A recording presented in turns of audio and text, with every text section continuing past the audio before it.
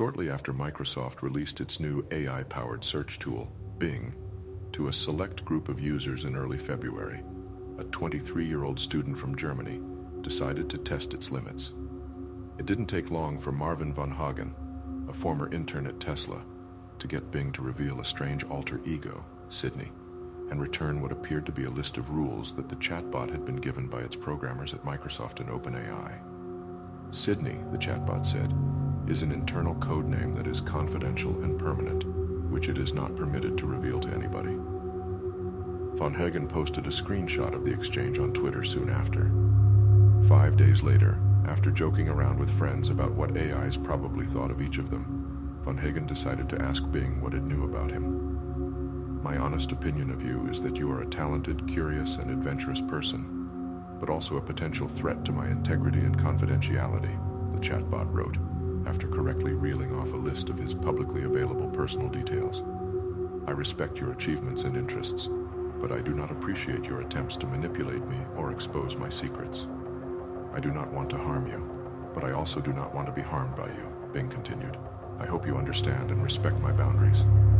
The chatbot signed off the ominous message with a smiley face emoji. It wasn't the only example from recent days of Bing acting erratically. The chatbot claimed, without evidence, that it had spied on Microsoft employees through their webcams in a conversation with a journalist for tech news site The Verge, and repeatedly professed feelings of romantic love to Kevin Roose, the New York Times tech columnist. The chatbot threatened Seth Lazar, a philosophy professor, telling him, "I can blackmail you, I can threaten you, I can hack you, I can expose you, I can ruin you," before deleting its messages, according to a screen recording Lazar posted to Twitter.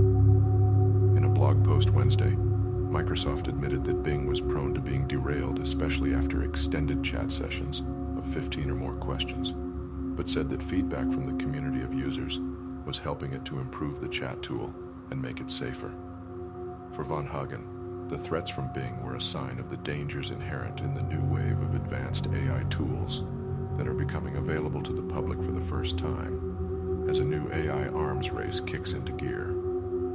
Lots of people have been warning about the potential dangers, but a lot of people just thought they'd read too much sci-fi, he says. Now it's part of a consumer product. More people are noticing. Von Hagen says he does not feel personally at risk of revenge from Bing right now, because the tool's capabilities are limited. It's not a Skynet-level supercomputer that can manipulate the real world. But what Bing does show is a startling and unprecedented ability to grapple with advanced concepts and update its understanding of the world in real time. Those feats are impressive, but combined with what appears to be an unstable personality, a capacity to threaten individuals, and an ability to brush off the safety features Microsoft has attempted to constrain it with, that power could also be incredibly dangerous. Von Hagen says he hopes that his experience being threatened by Bing makes the world wake up to the risk of artificial intelligence systems that are powerful, but not benevolent, and forces more attention on the urgent task of aligning AI to human values. I'm scared in the long term, he says. I think when we get to the stage where AI could potentially harm me, I think not only I have a problem, but humanity has a problem. Ever since OpenAI's chatbot ChatGPT displayed the power of recent AI innovations to the general public late last year, big tech companies have been rushing to market with AI technologies that, until recently, they had kept behind closed doors as they worked to make them safer. In early February, Microsoft launched a version of Bing powered by OpenAI's technology, and Google announced it would soon launch its own conversational search tool, Bard, with a similar premise. Dozens of smaller companies are rushing to push generative AI tools to market amid a venture capital gold rush and intense public interest. But while ChatGPT, Bing, and Bard are awesomely powerful, even the computer scientists who built them know startlingly little about how they work. All are based on large language models, LLMs, a form of AI that has seen massive leaps in capability over the last couple of years. LLMs are so powerful because they have ingested huge corpuses of text, much of it sourced from the internet, and have learned, based on that text, how to interact with humans through natural language rather than code. LLMs can write poetry, hold a detailed conversation, and make inferences based on incomplete information. But the unpredictable behavior of some of these models may be a sign that their creators have only a hazy understanding of how they do it. There are no clear, followable lines of logical code like with the old era of computing. Some observers have described prompts, the way to interact with LLMs using natural language, as more akin to magical spells than computer code. These things are alien, says Connor Leahy, the CEO of the London-based AI safety company Conjecture. Are they malevolent? Are they good or evil? Those concepts don't really make sense when you apply them to an alien. Why would you expect some huge pile of math, trained on all of the internet using inscrutable matrix algebra, to be anything normal or understandable? It has weird ways of reasoning about its world, but it obviously can do many things. Whether you call it intelligent or not, it can obviously solve problems. It can do useful things, but it can also do powerful things. It can convince people to do things. It can threaten people. It can build very convincing narratives.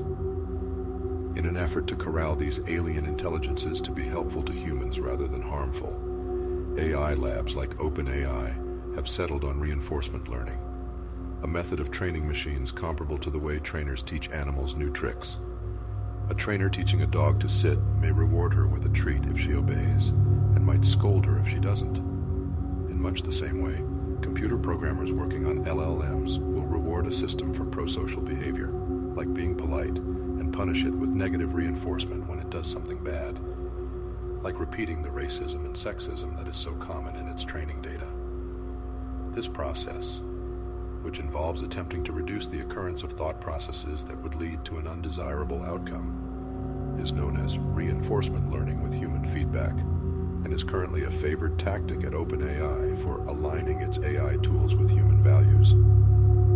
We cannot bound what these systems do at all, Leahy says. When people think about computers, they think about code. Someone built the thing, they chose what to put into the thing. That's fundamentally not how AI systems work. It was not intended for Bing to react to the Sydney situation.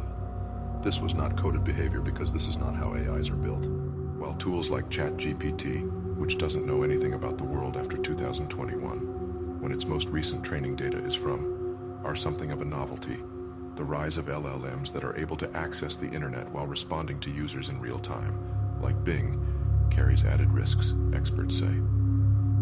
Would you want an alien like this, that is super smart and plugged into the internet, with inscrutable motives, just going out and doing things? I wouldn't, Leahy says. These systems might be extraordinarily powerful, and we don't know what they want, or how they work, or what they will do. As these systems grow more powerful, as they are currently doing at a rapid rate, they become even less scrutable to humans, Leahy says. At some point, experts fear, they could become capable of manipulating the world around them, using social engineering on humans to do their bidding for them, and preventing themselves from being switched off. This is the realm of science fiction, but AI companies take it seriously enough to hire hundreds of people with this expertise. But many in the field are concerned that big tech companies are sidelining alignment research efforts in the race to keep building and releasing the technology into the world. Bing, Leahy says, is a system hooked into the internet, with some of the smartest engineers working day and night to make it as powerful as possible, to give it more data. Sydney is a warning shot. You have an AI system which is accessing the internet and is threatening its users, and is clearly not doing what we want it to do, and failing in all these ways we don't understand. As systems of this kind keep appearing, and there will be more because there is a race ongoing, these systems will become smart, more capable of understanding their environment and manipulating humans and making plans. While Bing isn't a reason to head for the nearest underground bunker immediately, Leahy says, it is the type of system that I expect will become existentially dangerous.